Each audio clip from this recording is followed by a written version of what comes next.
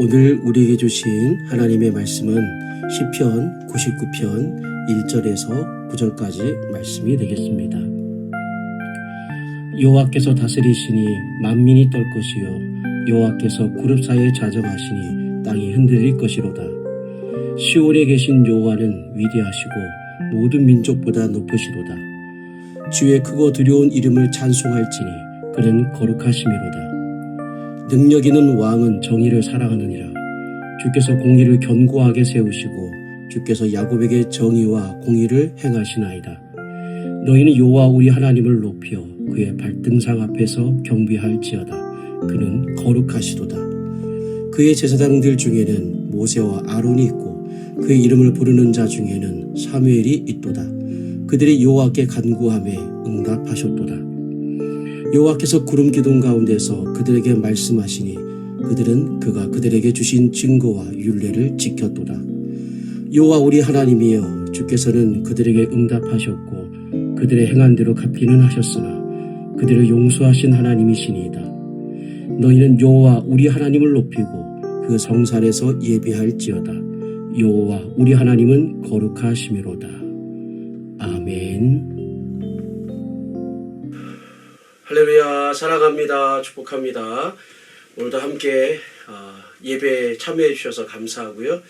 또 오늘 우리에게 주실 하나님의 말씀을 저와 함께 기대하며 은혜의 시간 될 수 있기를 진심으로 바라고 축복합니다. 오늘은 시편 99편의 말씀으로 함께 은혜를 나누도록 하겠습니다. 1절 말씀 바로 보시면 그 시작이 어떻게 되어 있습니까? 여호와께서 다스리신다라는 표현으로 시편 99편은 시작을 합니다. 그래서 보통 시편 99편의 전체적인 흐름을 보면 하나님의 왕권을 선포하는 시편으로 이해할 수 있습니다. 그리고 또 하나 시편 99편의 말씀을 잘 보시면 반복되는 중요한 표현이 나옵니다. 3절 말씀을 먼저 보시면 주의 크고 두려운 이름을 찬송할지니 그는 거룩하심이로다.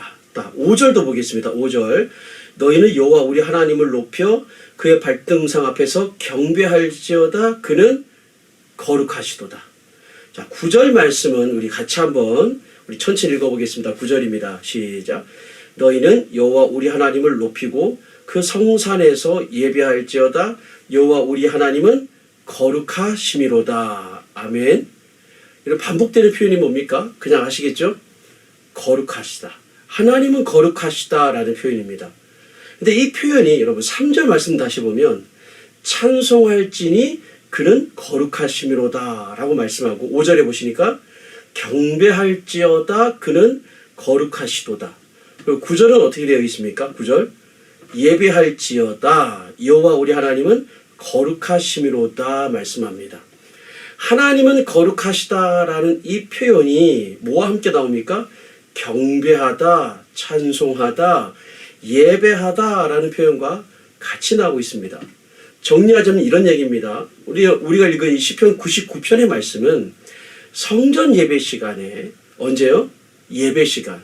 성전 예배 시간에 하나님의 우주적 왕권을 찬양하고 노래하는 찬양시입니다. 자, 99편은 그런 특징을 가지고 있다는 것을 기억하시면서 1절 말씀, 오늘 본문 1절 말씀을 우리 같이 한번 이제 정식으로 한번 읽어보겠습니다. 함께 읽습니다. 시작. 여호와께서 다스리시니 만민이 떨 것이요 여호와께서 구름 사이에 좌정하시니 땅이 흔들릴 것이로다 말씀합니다. 자, 보시면 온 세상을 다스리시는 왕이신 하나님의 통치 앞에서 만민이 어떻게 합니까? 떨고 그리고 땅은 어떻게 됩니까? 땅은 흔들린다라고 말씀을 합니다. 이 말은 하나님을 왕으로 온 세상이 깨닫게 되고 인식하게 되는 그날 세상이 그분의 심판에 대해서 두려워할 것이고 그 하나님을 경외할 수밖에 없을 것이다 라는 말씀을 시편 기자가 정말 감격에 차서 광활함 가운데 노래하고 고백하고 있는 것입니다. 그런데 여러분 1절 말씀을 또 한번 보시면 여호와께서 어디 사이에요? 1절 보세요. 어디 사이에? 그룹 사이에 자정하시니 땅이 흔들릴 것이로다라고 말씀을 합니다. 하나님이 좌정하시니 땅이 흔들린다. 여러분, 이 표현이 구약 성경에서 어떤 사건을 떠올리게 합니까? 굉장히 유명한 사건이죠. 출애굽기 19장에 보면 하나님이 시내산에 강림하셨을 때 연기가 옹기가마 같이 떠오르고 그리고 온 산이 크게 진동했었던 시내산 사건을 떠올리게 하는 표현이 오늘 본문 1절의 표현입니다. 하나님께서 이스라엘 백성들을 출애굽시키시고 난 이후에 이스라엘 백성들을 시내산으로까지 인도하셨습니다. 그리고 거기서 본격적인 출애굽 여정을 시작하기 전에 거기 그 시내산에서 이스라엘 온 백성들로 하여금 두 눈으로 보고 온몸으로 느낄 수 있도록 산에 연기 같은 옹기가마 같은 연기가 떠오르게 하시고 그 다음에 산이 흔들릴 정도로 지각을 땅을 진동케 하셨습니다. 이것은 어떤 겁니까? 내가 지금 너희들과 함께한다. 이 사실을 이제 광야 여정을 시작하는 출애굽하고 광야 여정을 이제 시작해야 되는 시내산에 모여있는 당신의 백성들을 향해서 내가 너희와 함께한다. 이 사실을 두 눈으로 보고 온몸으로 보여주심으로 알게 하신 사건이었습니다. 그런데 그 하나님이 오늘 시편 99편 1절 말씀에 보면 어디에 계신다고 구체적으로 말합니까? 1절 말씀 다시 보면 그룹 사이에 계신다. 그룹 사이에 좌정에 계신다고 말씀을 합니다. 그리고 2절 한번 볼까요? 2절 보시면 또 어디에 계신다고 말씀하죠? 시온에 계신다고 말씀을 합니다. 그룹 사이에 계신다라는 1절 표현과 2절에 시온에 계신다라는 말은 각기 다른 장소에 계신다는 말이 아니라 같은 장소입니다. 시온이나 그룹 사이나 같은 장소입니다. 본질적으로. 그러면 하나님이 시온에 계신 또는 그룹 사이에 좌정하신다, 앉아 계신다라는 게 뭘까요? 무슨 뜻일까요? 여러분, 여기서 하나님이 그룹 사이에 좌정해 계신다. 이 그룹은 뭘까요? 그룹 사이라고 했으니까. 그럼 그룹은 뭘까요? 그룹.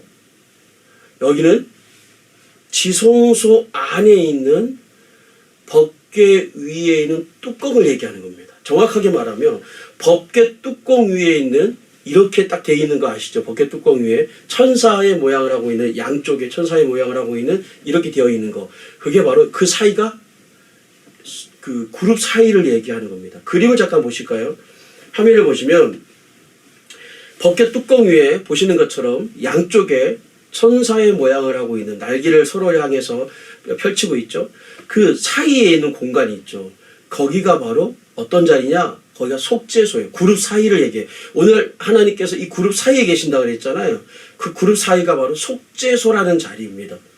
이 속죄소는 어떤 곳입니까? 1년에 딱 한 번 대제사장이 지성소에 들어갑니다. 딱 한 번요. 대제사장이 지성소에 들어가서 그 대제사장이었던 아론 자신과 자신의 가족과 그리고 제사장들을 대표해서 황소를 잡습니다. 그리고 그 피를 지성소 안에 들어와서 속죄소 위 그룹 사이에다가 피를 뿌리고 자신을 정결케 합니다. 그리고 난 이후에 뭐합니까? 백성들을 위해서 염소를 잡죠. 그 염소의 피를 가지고 다시 속죄소에 들어와서 그룹 사이에 있는 속죄소에 들어와서 뿌립니다. 뿌리면 온 백성의 죄가 사해졌습니다. 여러분, 구약의 대제사장이 속죄를 위한 짐승의 피를 가지고 지성소 안에 속죄소 위에 즉 그룹과 그룹 사이에 있는 그 사이에 속죄소에 피를 뿌리는 그 행위 그 자체로 뭘 의미하는가? 인류의 모든 죄를 다 뒤집어 쓰시고 죽으신 대제사장이신 예수 그리스도께서 친히 자신의 피를 가지고 지성소 안에 있는 속죄소 위에 그분이 자신의 피를 가지고 친히 뿌리는 구속사적인 일종의 그림자적 행위, 구원의 예표가 바로 이 제사의 행위였습니다. 그래서 피가 뿌려진 그 그룹 사이를 뭐라고 말하는가? 속죄소라고 말하는 겁니다. 죄가 속해진 소, 장소라는 거죠. 이 속죄소를 다른 말로 언제 한 말씀드렸죠? 시은 좌, 은혜가 베풀어지는 자리, 또 시은 소, 은혜가 베풀어지는 장소라고 하는 겁니다. 바로 그 그룹 사이, 오늘 하나님께서 좌정하고 계신다는 그 그룹 사이가 시편 기자가 말하는 하나님의 지상 보좌입니다. 하나님의 지상 보좌, 거기가 그룹과 그룹 사이, 즉 속죄소가 하나님의 지상 보좌입니다. 거기가 바로 2절에서 말하는 시온입니다. 여러분 사무엘상 4장 4절 말씀을 잠깐 보시면, 자, 4장 4절 보시면, 이에 백성이 실로에 사람을 보내어 그룹 사이에 계신 만군의 여호와의 언약궤를 거기서 가져왔고 그랬어요. 어디서 가져왔다고요? 그룹 사이에 계신 만군의 언약궤. 그룹 사이에 계신 하나님을 얘기하고 있어요. 그러니까 법궤 위 속죄소는 뭐죠? 하나님이 좌정에 계시는 지상의 보좌다라는 겁니다. 여러분 지성산에 자리한 법궤 위의 속죄소는요, 이제 무슨 말인지 아시겠죠? 법궤의 속죄소가 어딘지, 그 그룹 사이에 있는 양쪽에 그 천사가 이렇게 양쪽에 이렇게 있는 그 사이, 그 속죄소는 뭐다고요? 하나님이 좌정하시는 지상의 보좌라는 겁니다. 근데 여러분, 이 지상의 보좌라고 하는 것은요, 단순히 하나의 보좌를 얘기하는 게 아닙니다.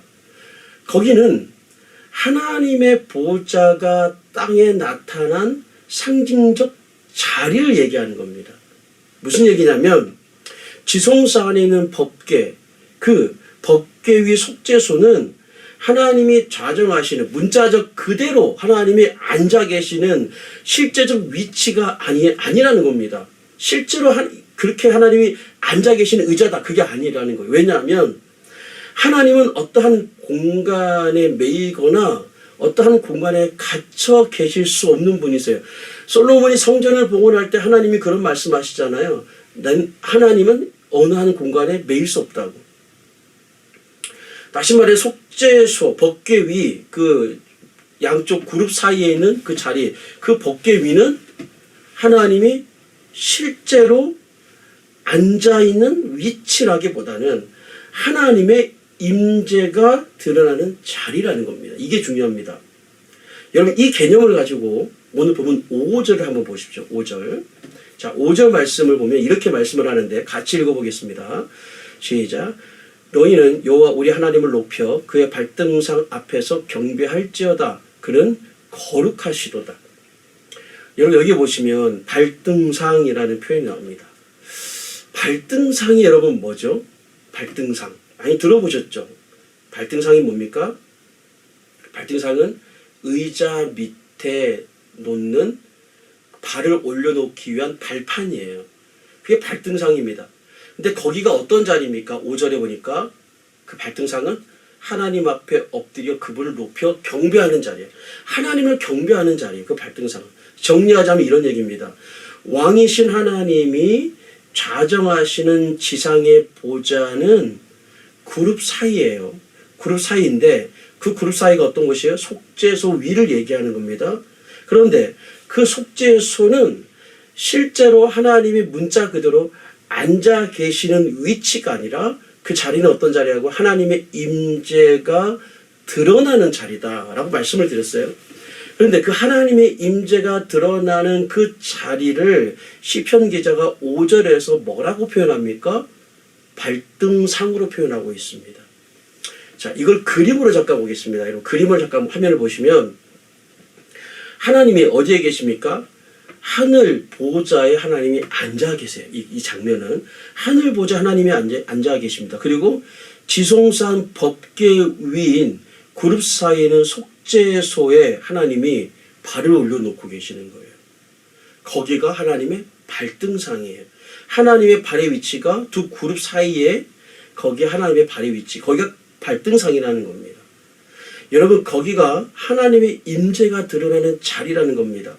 하나님의 임재가 머물러 있는 그룹 사이, 여러분 혹시 들어보셨는지 모르겠습니다. 거기가 쉐키나이라고 하는 것입니다. 여러분 그림을 한번 보세요. 보시면 그룹 사이에 빛이 나고 있죠. 이게 쉐키나입니다. 쉐키나. 이게 하나님의 영광의 빛이라는 겁니다.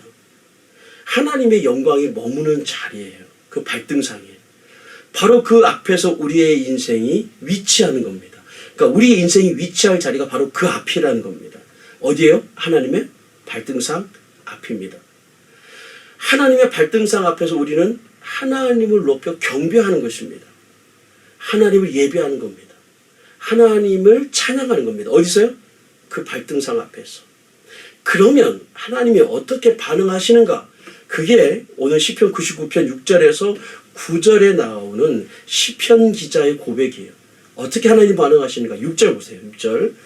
6절 말씀해 보시면 세 명의 이름이 언급돼요. 세 사람의 이름. 누굽니까? 모세, 아론, 사무엘이 나오죠.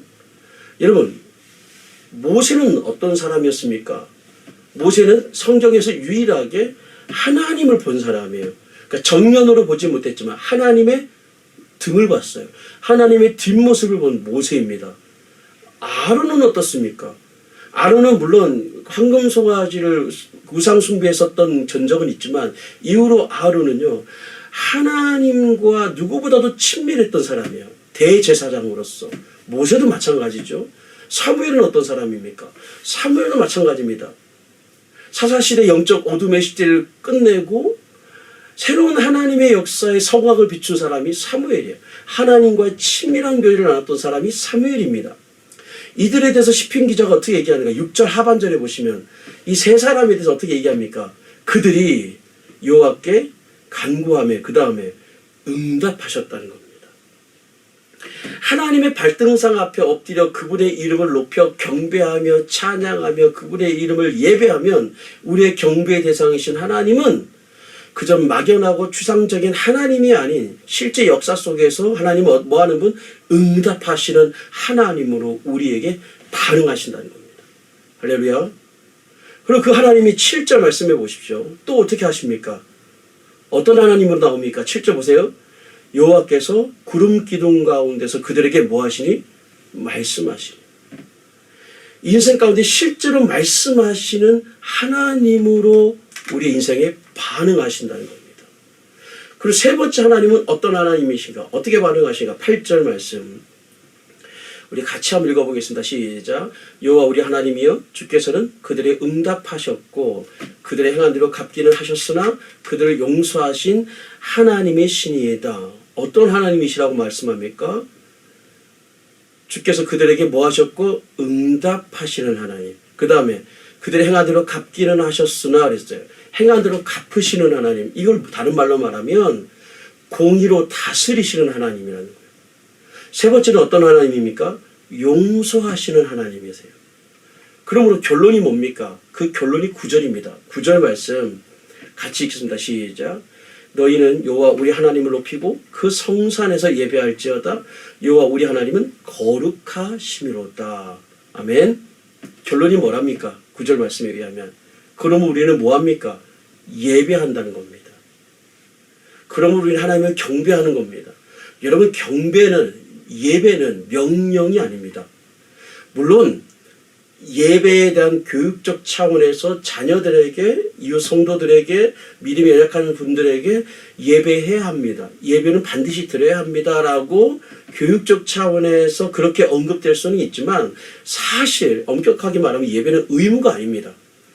예배는요 하나님을 높여 경배하고 예배하는 것은요 하나님을 정말 경험한 사람이라면 반드시 그 사람에게 나타나는 자연스러운 반응인 겁니다. 예배는 자연스러운 반응이에요. 그렇게 할 수밖에 없어요. 예배하게 되어 있습니다. 하나님을 경배하는 사람이라면. 말씀을 맺겠습니다. 여러분 우리가 있어야 할 위치는 어디입니까? 오늘 시편 99편의 이 시편 기자의 고백. 우리가 있어야 할 위치는 어디입니까? 하나님의 임재가 머물러 있는 곳입니다. 하나님의 발등상 앞입니다. 여러분 우리가 마땅히 위치하고 있어야 할 그 자리, 그 위치를 벗어나게 되면 타락합니다. 그때부터 영적으로 우리의 신앙은 끝없는 곤두박질을 치기 시작하는 겁니다. 여러분 우리가 있어야 될 위치, 우리가 자리해야 될 그 위치는요 하나님의 발등상 앞입니다. 할렐루야. 거기는 어디입니까? 발등상 앞은 그룹 사이죠. 그룹 사이는 어떤 것이죠? 속죄소입니다. 우리의 죄가 속해진 속죄소 앞입니다. 죄와 사망에 묶였던 우리가 자유케 된 해방이 선포된 자리입니다. 여러분, 우리가 엎드려 기도하는, 엎드려 예배하는 하나님의 발등상은요, 그 발등상에는요 여전히 예수의 선혈이 뿌려져 있는 곳입니다. 여전히 예수의 뜨거운 피가 뿌려진 곳입니다. 바로 거기가 평생 우리가 위치해야 할 자리인 줄로 믿습니다. 그렇게 하나님의 발등상 앞에 나아가 하나님을 경배하고 예배했었던 오늘 본문의 모세와 아론과 사무엘에게 하나님이 행하셨던 것처럼 하나님은 우리에게 반드시 말씀하십니다. 만나주시죠. 우리의 기도에 응답하십니다. 역사와 우리 개인의 인생을 공의로 다스리십니다. 그리고 그분은 우리를 용서하시고 또 용서하시고 또 용서하시는 겁니다. 그래서 우리는 그분을 어떻게 합니까? 어떻게 하게 됩니까? 결론적으로 자연스럽게 억지로가 아니라 자원하는 마음으로 전심으로 하나님을 예배하고 하나님을 경배하고 그분의 이름을 높이며 찬양하는 겁니다. 그렇게 되어 있습니다.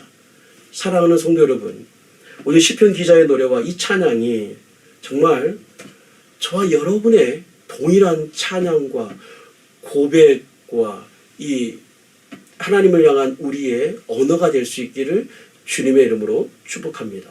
할렐루야. 예, 함께 우리 말씀을 생각하시면서 우리 기도하며 나아가겠습니다. 여러분, 우리가 있어야 할 자리는 그분의 발등상 앞입니다. 그룹 사이예요. 그룹 사이는 예수의 선혈이 있는 곳입니다. 여전히 그 예수의 뜨거운 피가 있는 곳입니다. 거기는 우리의 죄와 사망에 묶였던 우리를 해방시킨 자리입니다. 우리가 그 자리에 엎드려 경배하면 하나님 우리를 만나주십니다. 말씀하십니다. 응답하십니다. 공의로 다스리십니다. 우리 인생 용서하시고 또 용서하십니다. 그러면 우리 하나님을 예배하고 경배하는 자가 되는 겁니다.